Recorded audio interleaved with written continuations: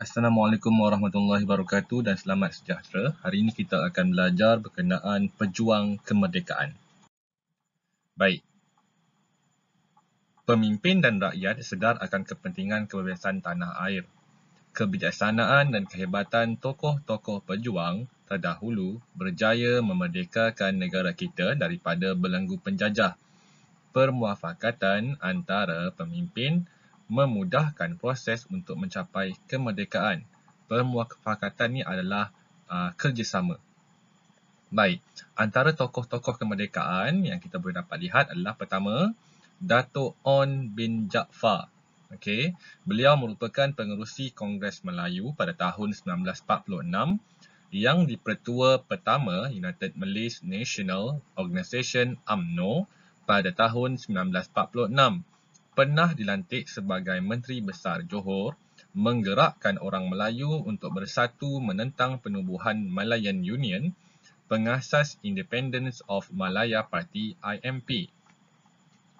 Okey, Dato' Onn Jaafar ni lah orang yang banyak berjasa terhadap kemerdekaan kita.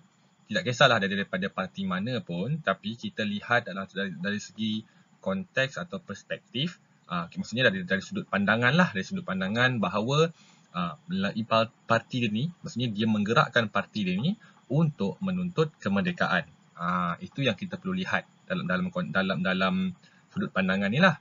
Okey, yang kedua, kita lihat Dr. Burhanuddin Al-Helmi yang dipertua kedua Parti Kebangsaan Melayu Melaya PKMM pada tahun 1945, memimpin Parti Islam Se-Melaya PAS pada tahun 1956, memperjuangkan konsep Melayu Raya, memimpin Kesatuan Rakyat Indonesia Semenanjung KRIS.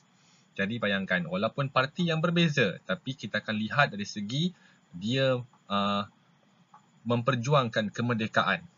Baik, seterusnya Ahmad Bustamam, Ketua Angkatan Pemuda Insaf API pada tahun 1946, menubuhkan Parti Rakyat Melaya PRM pada tahun 1955, menerbitkan Akhbar Suara Rakyat dan Voice of the People. Okey, ini parti yang berbeza juga, tapi kita angkat sebagai pejuang kemerdekaan sebab usaha dan juga dia punya sumbangan dalam memperjuangkan kemerdekaan Malaysia pada ketika itu. Okey, baik, seterusnya Tunku Abdul Rahman Putra Al-Haj Ibni Almarhum Sultan Abdul Hamid Halim Shah yang dipertua kedua UMNO, pengasas Parti Perikatan pada tahun 1952, menguatai rombongan kemerdekaan Persekutuan Tanah Melayu ke London pada tahun 1956, Perdana Menteri Persekutuan Tanah Melayu yang pertama. Okey, ini adalah kita punya Perdana Menteri yang pertama lah, Tunku Abdul Rahman. Beliau lah yang pergi berunding di luar negara, di London pada ketika dulu untuk menuntut kemerdekaan.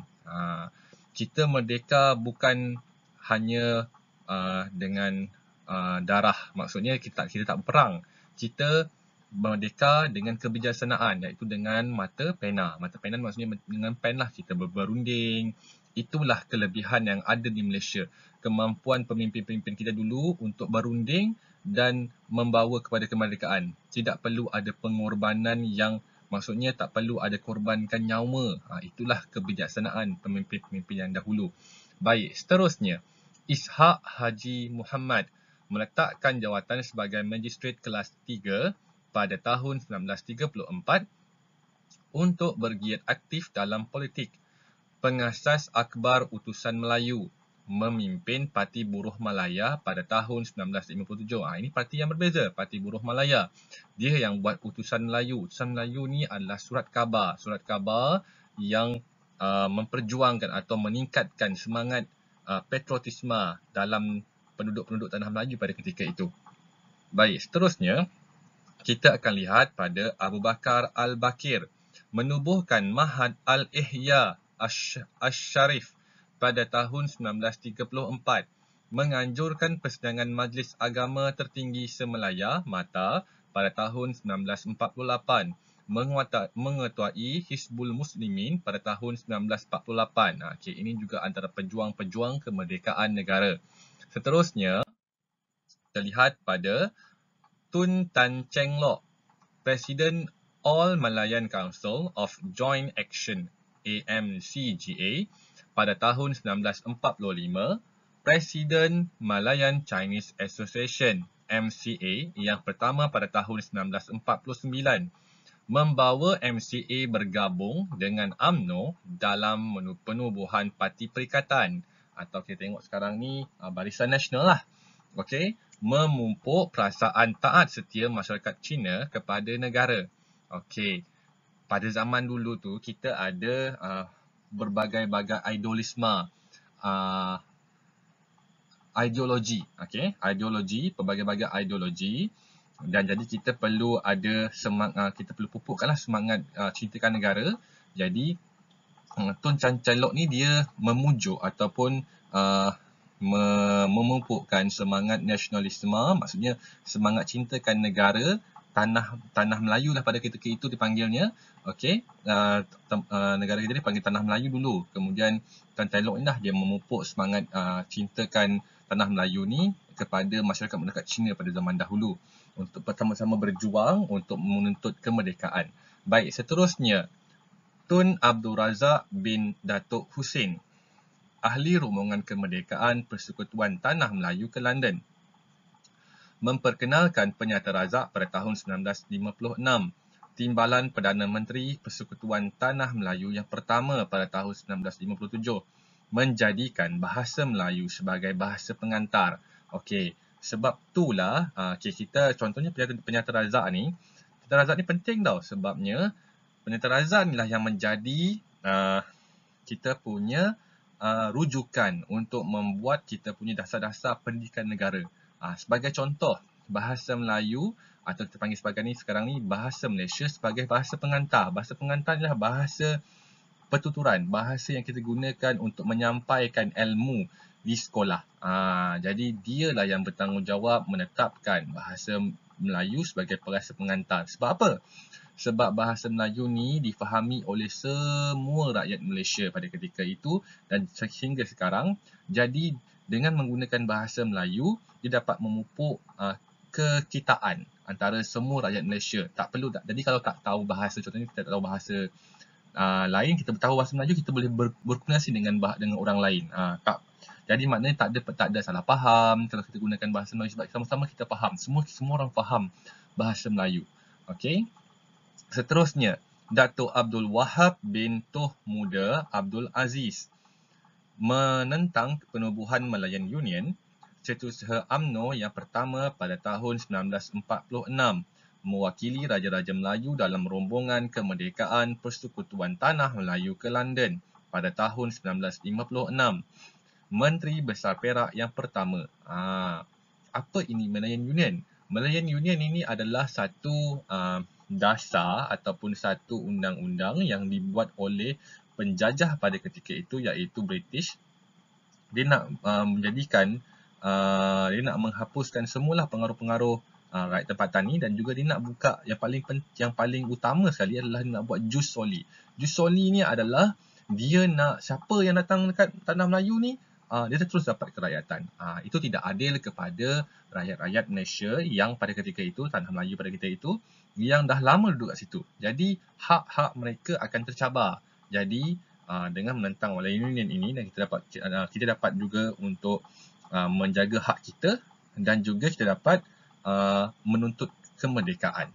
Baik, seterusnya Tun H.S. Lee mengetuai MCA Selangor pada tahun 1949, pemimpin penggerak kerjasama UMNO dan MCA, penggerak ke arah kerjasama antara kaum, ahli rombongan kemerdekaan Persekutuan Tanah Melayu ke London pada tahun 1956, Menteri Kewangan Persekutuan Tanah Melayu yang pertama. Jadi yang ini juga antara tokoh kita yang menuntut kemerdekaan di London. Masa saya cakap tadi, kita tak merdeka dengan berperang. Kita pemimpin-pemimpin ni bagus. Kita merdeka dengan cara kita menandatangani perjanjian-perjanjian yang bijaklah, sehingga maksudnya perjanjian-perjanjian ini telah dibincangkan dan dapat persetujuan semua orang tanpa perlu pertumpahan darah, perlu berkorban yang melibatkan nyawa. Jadi dengan perjanjian-perjanjian ini kita dapat kemerdekaan dan kita dapat kecapi sehingga sekarang. Baik, yang kedua terakhir, Tun Viti Sambatan, Presiden Melayan Indian Congress MIC yang kelima pada tahun 1955, menyertai rombongan kemerdekaan pada tahun 1957. Menteri Kesihatan Persekutuan Tanah Melayu yang pertama. Ini juga antara tokoh-tokoh kita lah daripada kaum India yang sama-sama berjuang ke arah kemerdekaan. Baik, untuk yang kita pada kali ini, yang terakhir sekali, Tun Dr. Ismail bin Datuk Abdul Rahman, Timbalan Yang Pertua UMNO pada tahun 1951, wakil UMNO untuk berunding dengan MCA bagi membentuk Parti Perikatan pada tahun 1951 hingga 1952. Apa yang pentingnya Parti Perikatan ni?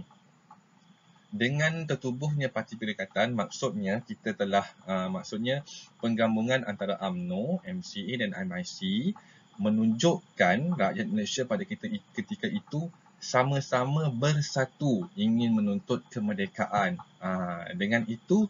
Dengan sebab itulah British mudah untuk memberikan kemerdekaan kepada kita, sebab kita nampak kita ni bersatu. Jadi kita sebagai rakyat Malaysia zaman sekarang ni, kita kena kekalkan untuk tetap bersatu dan sama-sama menjaga keamanan dan keharmonian negara kita ini.